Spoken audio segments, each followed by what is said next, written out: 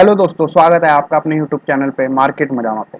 और इस टाइम पे अशोक लेलैंड के रिजल्ट आ चुके हैं, जिसका आपको बेसब्री से इंतजार था दिन भर से। तो रात को 10 बजे रिजल्ट आए हैं, तो चलिए डिस्कस करते हैं अशोक लेलैंड के रिजल्ट में। अगर मैं क्वार्टर फोर की बात करूं फाइनेंशियल ईयर 21 में, तो 7,000 करोड़ का रिवेन्यू देखने को मिला, जिसमें बढ़त देखने को मिली है 82% की। मतलब 82% का आंकड़ा, एक ये अच्छा आंकड़ा है। और जो मार्क हैवी कमर्शियल व्हीकल्स हैं, उसमें 111% की बढ़त देखने को मिली है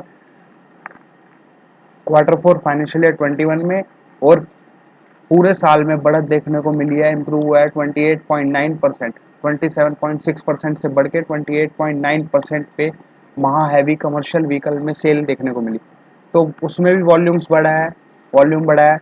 और अगर मैं बात करूं कंसोलिडेटेड रिवेन्यू आया है क्वार्टर फोर का 8142 करोड़ का, जिसमें बढ़त देखने को मिली है 60% की। तो एक ये अच्छा आंकड़ा है। और क्वार्टर फोर में सबसे बड़ी बात, कंसोलिडेटेड प्रॉफिट आफ्टर टैक्स जो आया है 377 करोड़ का आया है। जो कंपेयर करूँ लास्ट ईयर इसी सेम क्वार्टर में 58 करोड़ का था। तो उसमें 5.5% की बढ़त देखने को मिली है कंसोलिडेटेड प्रॉफिट आफ्टर टैक्स में क्वार्टर फोर में।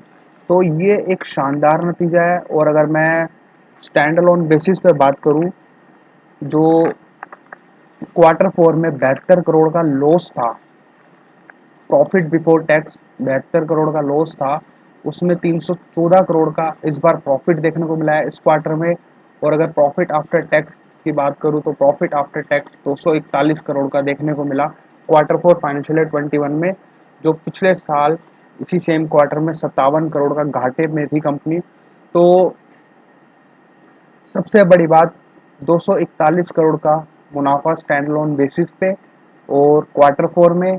और कंसोलिडेटेड बेसिस पे अगर बात करूं, तो 377 करोड़ का प्रॉफिट आफ्टर टैक्स दिखाया इस क्वार्टर में। तो अशोक लेलैंड कंपनी एक घाटे से मुनाफे में आ चुकी है कंपनी। तो एक ये अच्छी बात है अशोक लेलैंड के लिए। और अगर मैं बात करूं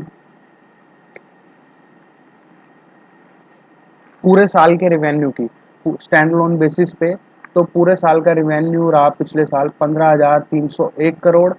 और प्रॉफिट आफ्टर और अभी भी जो पूरे साल का लॉस रहा इस कंपनी का, वो 412 करोड़ का रहा। जो कंपेयर किया जाए तो पिछले साल 362 करोड़ का था फाइनेंशियल ईयर 20 में। तो अभी भी होल ईयर लॉस में है कंपनी, लेकिन क्वार्टर फोर में प्रॉफिट में आ चुकी है। अब आगे के क्वार्टर में फाइनेंशियल ईयर 22 में भी, अब जो नेक्स्ट ईयर आएगा उसमें भी अब कंपनी प्रॉफिट दिखाना स्टार्ट कर देगी अब कंपनी। तो ये एक अच्छी बात है इस कंपनी में। और इसके रिजल्ट्स अच्छे लग रहे हैं। और अगर ईयर ऑन ईयर बेसिस देखा जाए, तो 28% की बढ़त देखने को मिली है महा हैवी कमर्शियल व्हीकल्स में। तो एक ये आंकड़ा अच्छा है। और कंसोलिडेटेड बात करूँ फुल ईयर में, तो 19,454 करोड़ का रिवेन्यू देखने को मिला, जिसमें एक 11% की गिरावट देखने को मिली है। और प्रॉफिट आफ्टर टैक्स की बात करूँ, तो कंसोलिडेटेड इस बार लॉस है इस कंपनी का 70 करोड़ का। सिर्फ 70 करोड़ का, जो लास्ट ईयर था 460 करोड़ का प्रॉफिट आफ्टर टैक्स था, इस बार 70 करोड़ का लॉस है सिर्फ। तो एक ये अच्छी बात है।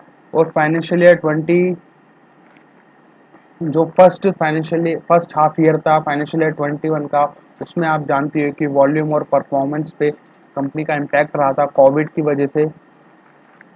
तो उस टाइम चैलेंजेस थे कंपनी के आगे। और फिर कंपनी ने सेकेंड हाफ ईयर में रिकवरी स्टार्ट करी, sequential recovery second half year में। तो उसके बाद थोड़ी रिकवरी देखने को मिली कंपनी में।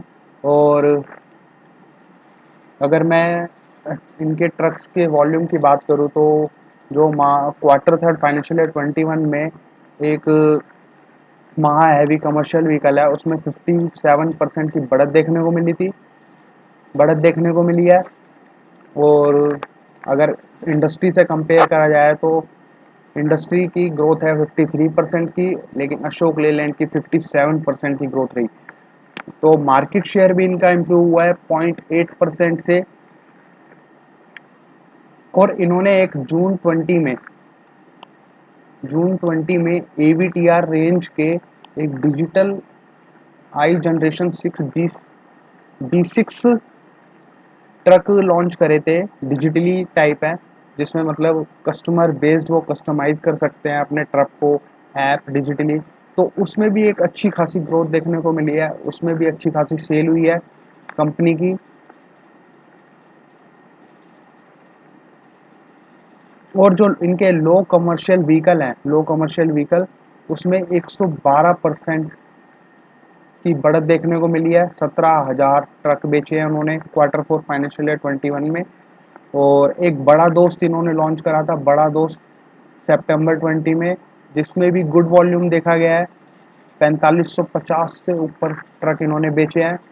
और पूरे साल की बात की जाए तो डोमेस्टिक लो कमर्शियल व्हीकल्स में एक 4% की बढ़त देखने को मिली है।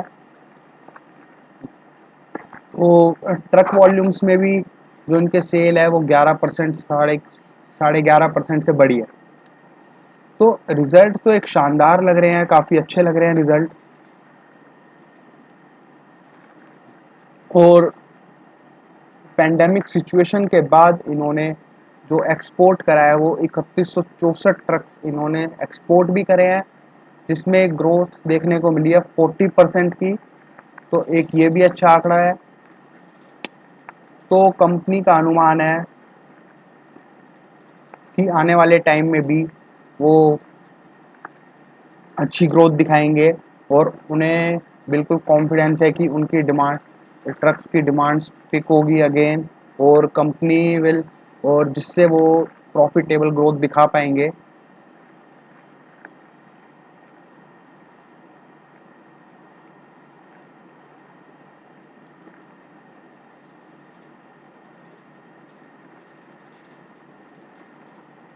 तो रिजल्ट तो अगर प्राइमा फेशिया ऊपरी ऊपरी देखूँ तो रिजल्ट काफ़ी अच्छे दिए हैं अशोक लेलैंड ने। Q4 में घाटे से मुनाफे में आई है कंपनी फाइनेंशियल ईयर 21 में।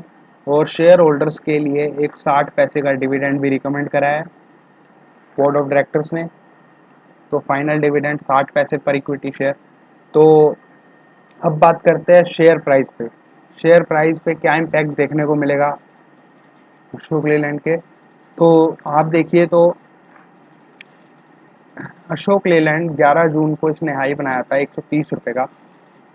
तो 130 रुपये, 108 रुपये से 130 रुपये तक की रिकवरी दिखाई थी अशोक लेलैंड ने। तो उसके बाद एक अगेन शॉर्ट टर्म में डाउनफॉल देखने को मिला। तो अब इस टाइम पे ये जो काम कर रहा है, इस टाइम पे शेयर प्राइस है इस टाइम 118 रुपये। और अगर प्रीवियस अगर मैं बात करूँ, इसने लो बनाया था 108 रुपये के आसपास। तो अगर मैं कल के लिए बोलूँ तो रिलायंस इस अशोक लेलैंड में एक तेजी देखने को मिल सकती है अशोक लेलैंड में। तो लॉन्ग टर्म के लिए आपको ये शेयर खरीद के रखना चाहिए। एक अच्छे रिजल्ट हैं तो ये आने वाले टाइम में आपको अगेन 135 से लेके 140 तक के लेवल अब दिखा सकता है। तो नीचे जो लॉन्ग टर्म निवेशक हैं 105 के नीचे अपना स्टॉप लॉस लगा के चल सकते हैं फॉर अ टारगेट ऑफ 150। तो 150 के टारगेट के लिए 105 के नीचे स्टॉप लॉस लगा के खरीदारी की जा सकती है अशोक लेलैंड में। तो और मैं ये भी बता दूं कि ये अशोक लेलैंड का स्टॉक मेरे पोर्टफोलियो में भी है। तो अगर आपका इस वीडियो से रिलेटेड कोई भी क्वेरी और डाउट हो तो आप हमें कमेंट करके पूछ सकते हैं। Thanks for watching.